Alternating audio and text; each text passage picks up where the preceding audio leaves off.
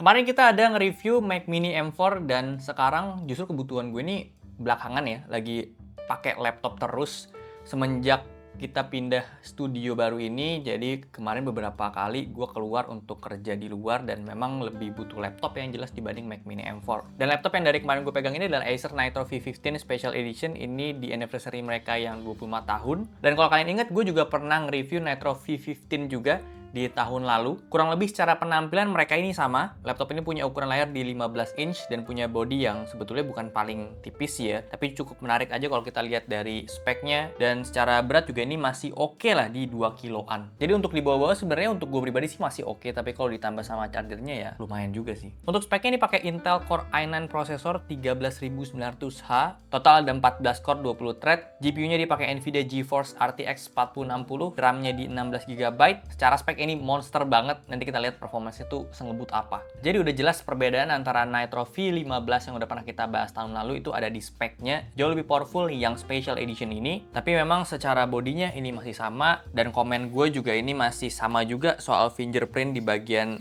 belakangnya ini ya. Jadi ya harus sering-sering dibersihin aja sih biar nggak kelihatan kotor. Tapi bodinya ini beneran solid banget, kita cukup satu tangan aja untuk bukanya. Layarnya udah kokoh, nggak ada wobble, dan begitu juga sama bagian keyboardnya kalau dipencet ini nggak yang mendem banget gitu. Jadi kalau ketik-ketik di sini feel-nya masih enak untuk sebuah keyboard di laptop. Nah, dengan ukuran layar di 15 inch kita dapat layout ini full size keyboardnya. Ada numpad di sebelah kanan, jadi untuk sebagian orang ini akan kepake banget, tapi jujur gue pribadi mending nggak ada numpad aja. Yang dipakein speaker kanan kiri ini jauh lebih enak sih dibanding dihabisin buat keyboard gitu. Tapi kalau misalnya kalian emang pakai banget numpad ya tentu ini akan sangat-sangat berguna sih. Keyboardnya udah ada backlit satu warna aja, warna putih, jadi gue suka, nice, nggak ada RGB. Touchpadnya juga super luas, enak permukaannya, multi gesture nyaman, dan paling penting dia ada palm rejection. Jadi kalau misalnya kita lagi ngetik ya ini aman ya, nggak akan kepencet-pencet si kursor mouse-nya. Layarnya dia pakai IPS panel Full HD 16:9, refresh rate di 144 Hz. Gaming tentunya ini udah cukup, tapi jujur gue pribadi sih lebih enak untuk invest di monitor 24 inch lagi dengan refresh rate di 165 atau 180 sih. Dan ini hasil yang gue dapetin untuk layarnya dia setelah gue tes. Tentu dengan angka akurasi warna segini bukan yang gue rekomendasiin banget untuk kalian punya kebutuhan profesional di bidang warna, grading, dan lain-lain. Makanya untuk kebutuhan gue sih gue prefer untuk invest di satu monitor lagi. Karena secara performance pertama ini laptop udah oke banget untuk kita bisa bikin setup dua layar. Dan kita juga udah dapetin USB Type-C Thunderbolt yang support display sama power charging juga. Jadi di setup itu lebih clean, kabelnya cukup satu aja, itu udah untuk display sama nge-charge si laptopnya. Mau pakai HDMI 2.1 juga bisa kalau kalian punya monitor dan kabel dengan versi yang sama, bisa main di 1080p 240 Hz, jadi nggak perlu pakai DP lagi. Untuk port sisanya di sini ada Ethernet, 2 USB-A 3.2 Gen 1, ada power DC in juga. Terus di seberangnya di sini ada combo jack 3,5 mm dan satu USB-A 3.2 Gen 1 juga. Ini hasil rekaman dari kameranya Acer Nitro V15 Special Edition. Tes 1, 2, 3 sekalian gue ngetes mikrofonnya. Iya, ini sih ya oke aja lah. Untuk kamera laptop, ya bisa untuk meeting jelas.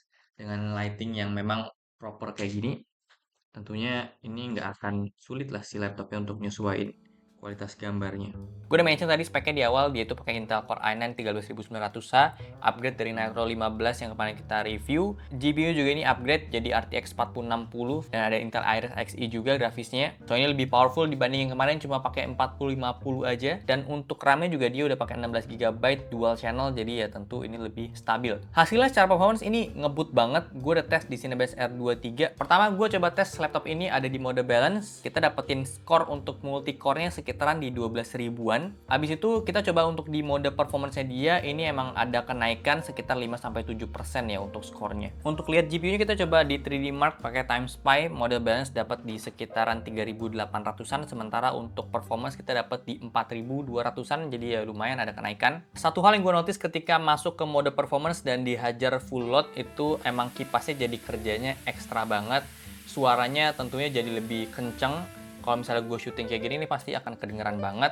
Tapi memang hasilnya itu suhunya jadi lebih stabil ya, nggak panas sama sekali. Maksimal banget suhu luar paling panas itu di 40 derajat, cuma satu titik aja. Sisanya di bagian keyboard, di bagian palm itu cuma di sekitar 30-an derajat. Tapi untuk soal kerja, kalau misalnya kalian emang di ruangan itu banyak orang, atau kalian di tempat umum kayak di cafe gitu ya, gue sih saranin pakai yang mode balance aja.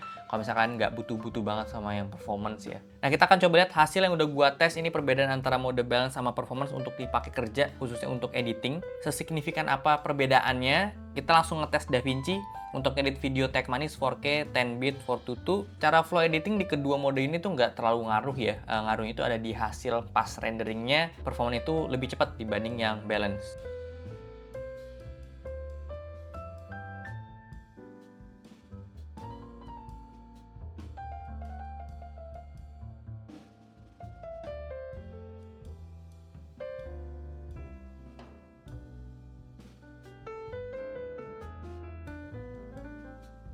Untuk tes gaming ini ada perbedaannya, angka di FPS-nya ya tentu lebih ngebut di performance dibanding yang balance. Anyway, untuk gue dari tadi tuh ngatur yang balance sama performance itu ada di bagian Nitro Sense. Jadi ya dia ada software yang kita bisa akses lewat keyboard langsung, atau ya bisa search aja di aplikasi, tinggal buka. Selain untuk ngatur mode performance juga di sini kita bisa atur fan speed. Jadi ya kita bisa tentuin sesuaiin sama kebutuhan dan kondisinya aja kayak gimana. Sedikit info, kalau misalkan mau masuk di mode performance-nya, kalian tuh harus colokin laptop ini ke powernya dia. Jadi kalau di mode baterai itu cuma ada performance sama eco mode aja. Untuk baterai di sini gua ada tes ngeplay video di YouTube, kondisi internetnya nyala ya, pakai WiFi. Itu dapat sekitar 6 jam dari jam 5 sore sampai jam 11 malam. Dari kapasitas baterai yang full banget itu sekitar 5 sampai 6 jam sampai masuk ke mode battery saver di 20%-an. Udah di mode ini dia akan matiin si layarnya tapi akan tetap jalan sih laptopnya. Dan setelah itu jadinya stabil banget, nggak mati. Bahkan ini masih ada 7%.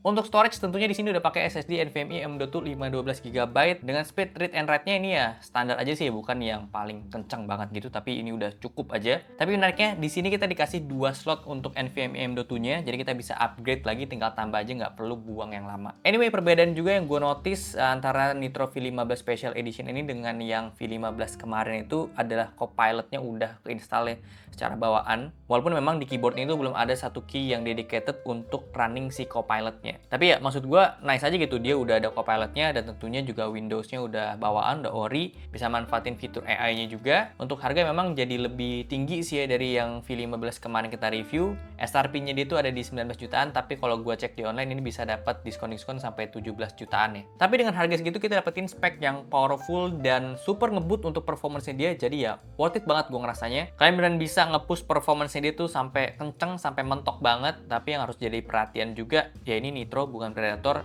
dia punya cooling system itu nggak sekompleks di Predator.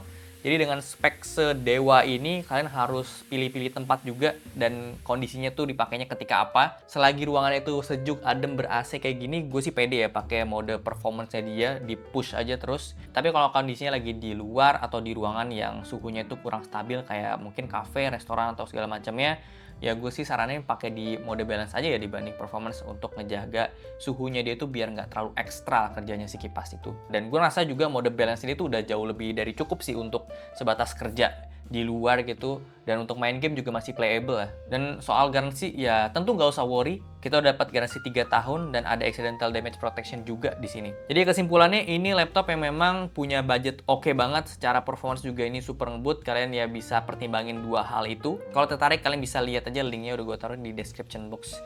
Jadi segitu aja untuk video kali ini. Thank you banget udah nonton. Kalau suka boleh like, share, dan subscribe. Gue sampai jumpa di video selanjutnya. Terima kasih.